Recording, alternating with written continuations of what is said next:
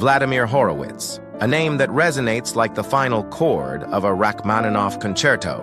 Bold, brilliant, unforgettable. Born in Kiev in 1903, then part of the Russian Empire, Horowitz was a prodigy from the start.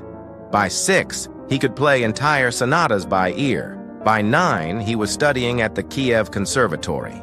His teachers quickly realized this was no ordinary child. He rose to fame in the 1920s, touring across Soviet Russia. Audiences were stunned by his power and charisma. In 1925, at just 21, he left the Soviet Union, not just to study, but to begin an international career. His debut in Berlin was met with thunderous applause. Then came Paris, London, and finally, New York. In 1928, he debuted at Carnegie Hall playing Tchaikovsky's Piano Concerto No. 1. The audience was electrified. One critic wrote, "The piano nearly caught fire." Horowitz became an overnight sensation in America and chose to stay. He saw creative freedom in the West. He became a U.S. citizen in 1944. His style, unmatched. His technique, flawless. His sound, like no other. When Horowitz played, the piano spoke a secret language, and he let the world listen.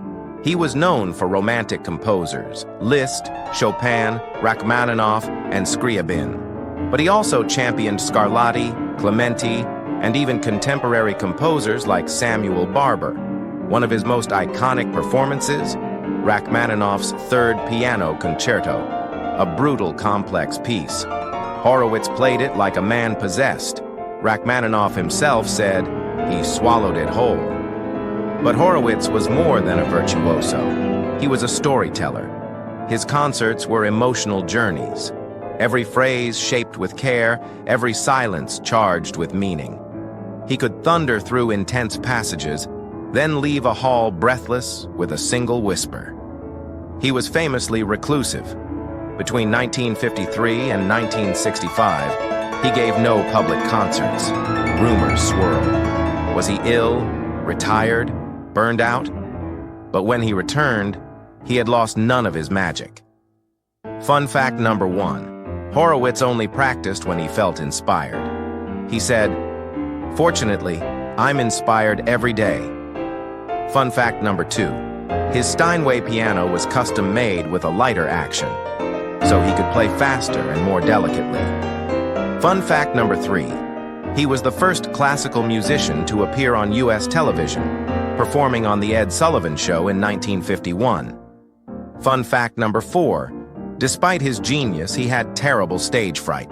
He joked, "If I don't have butterflies, it means I'm dead." In the 1980s, in his 80s, Horowitz made a legendary comeback.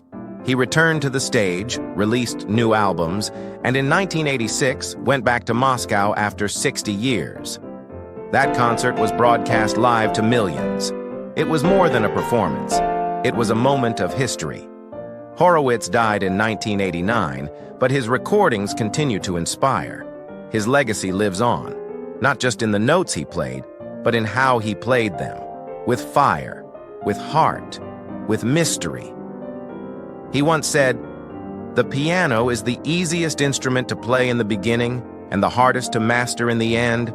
Vladimir Horowitz mastered it and left us in awe.